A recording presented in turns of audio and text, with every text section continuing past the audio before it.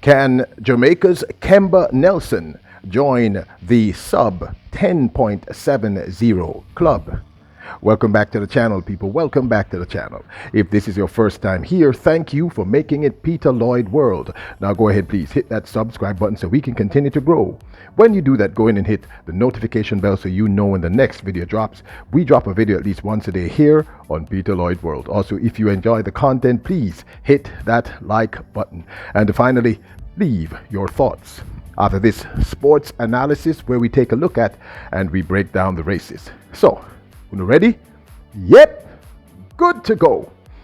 Kemba Nelson has exploded on the world sprint stage, running her first sub 10.90 at the national trials in Kingston, Jamaica, in the finals of the women's 100 meters, a momentous occasion. Now, this new sprint sensation, can she ever join that rarefied air of sub 10.7 athletes? And there are not many. Only the likes of Florence Griffith Joyner, the fastest in the world all time.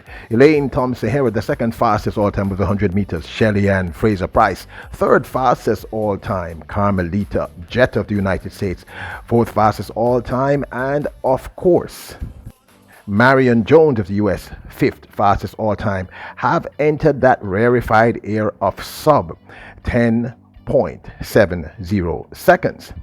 Perhaps the person closest to getting to this point is Jamaica's new sprint queen and sprint sensation, the great Shericka Jackson. But we can talk about her at another time.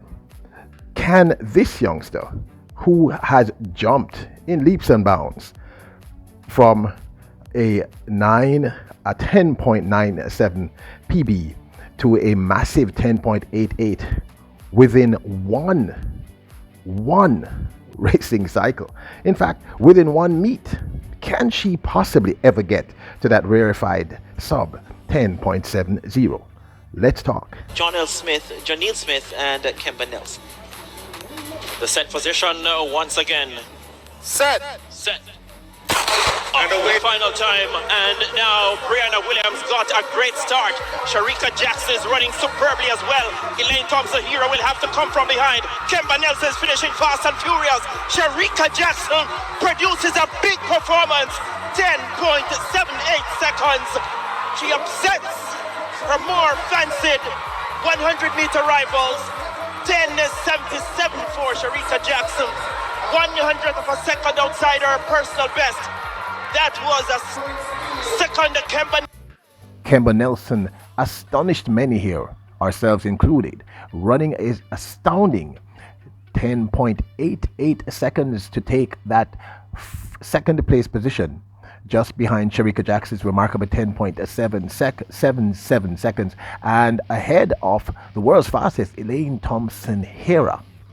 Now, many of us were surprised by this one, but the truth is the signs were there throughout this entire National Championships 2022, from the heats to the semifinals to the actual finals. Kemba Nelson's consistency was astounding. She ran in the semifinals 10.97 seconds.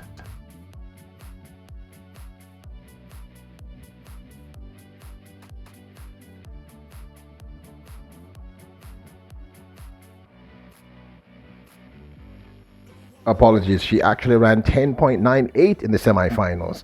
And in the heats prior to this, she ran 10.98 to advance to the semifinals. And least you forget, remember, in the semifinals at the NCAA Championships 2022, she ran a sub 11, I believe 10.97, to win her semifinals with absolute ease. Meters.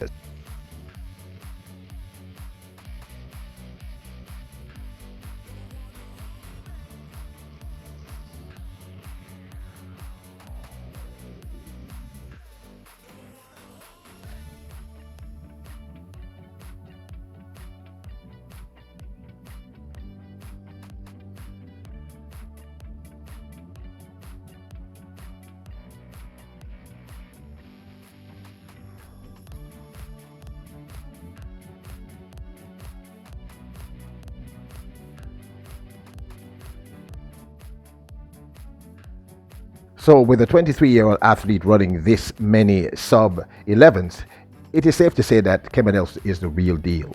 She is the real deal.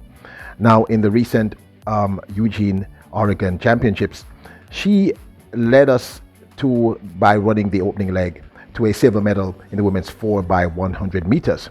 Prior to that, she had ran the anchor leg in the heats, getting us into the finals.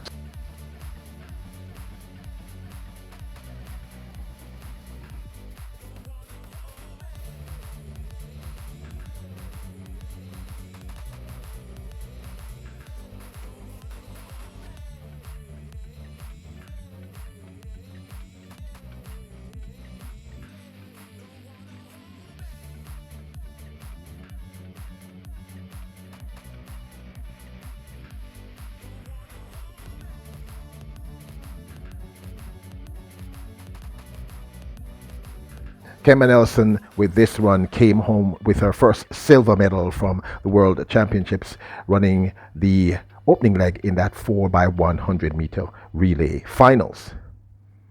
So let's talk. This, of course, is my 2 cents. The question I'm asking is, can Kemba Nelson ever get to that rarefied 10.70? Now, I know that some of you are going to immediately say that's a huge jump to ask for this young lady. So I'm not saying that we are expecting her to run this tomorrow morning. She is, of course, I believe, 23 years of age, still very young, and shows tremendous promise. So let's discuss some of the reasons why I think she could get to that point, and then discuss some of the reasons why I think she may never get to that point. So let's start with this. First up, Kemba Nelson is now pro and training with Shelly Ann Fraser-Price's team and coach, Ronaldo Walcott. Walcott has taken a 35-year-old Shelly Ann Fraser-Price, arguably one of the greatest, if not the greatest female sprinter all time in terms of accolades, and has given her her fastest times in her entire career, which started in 2008. She's now running sub 10.7. She had never done that prior to.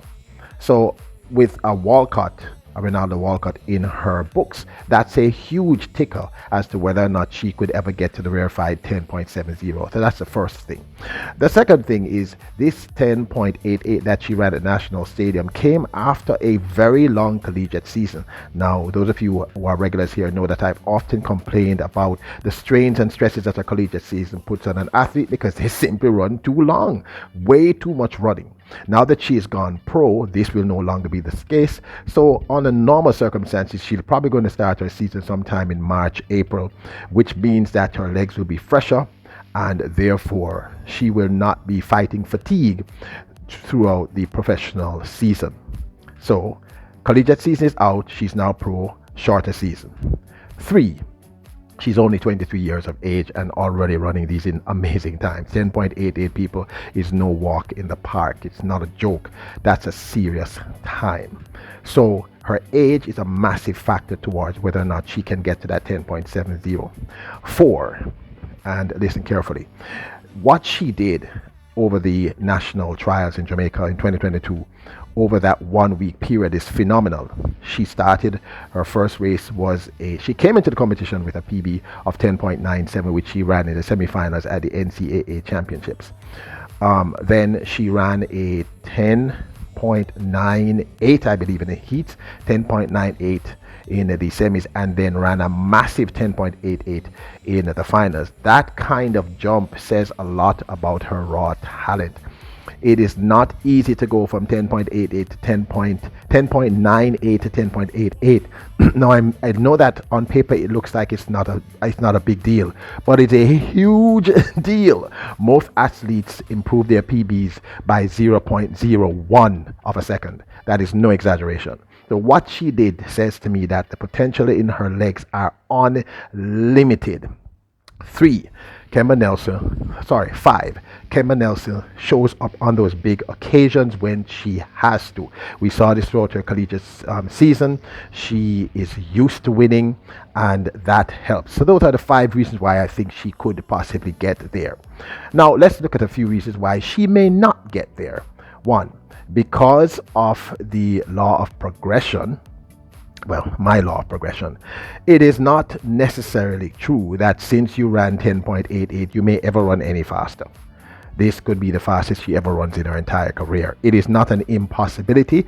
We have seen that happen to other athletes. Natasha Morrison, I believe, personal best is 10.79, and we have never seen her in that form again. Not since.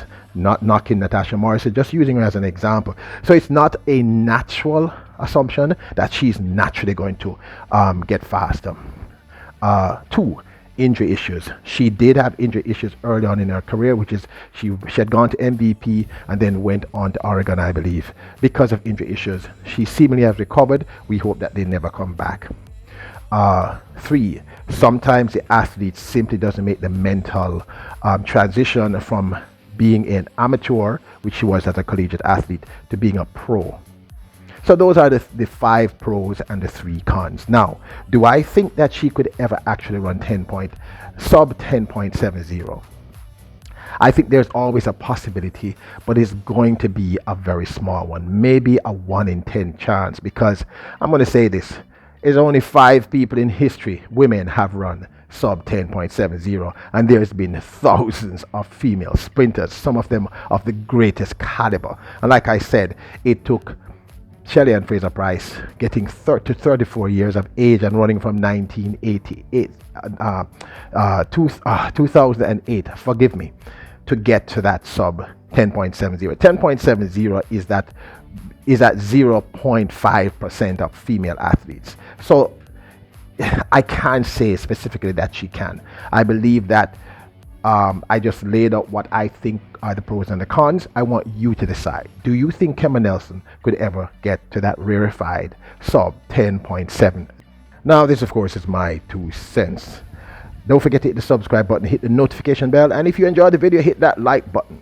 Leave your comments. Remember, you're royals, kings and queens. Bless up!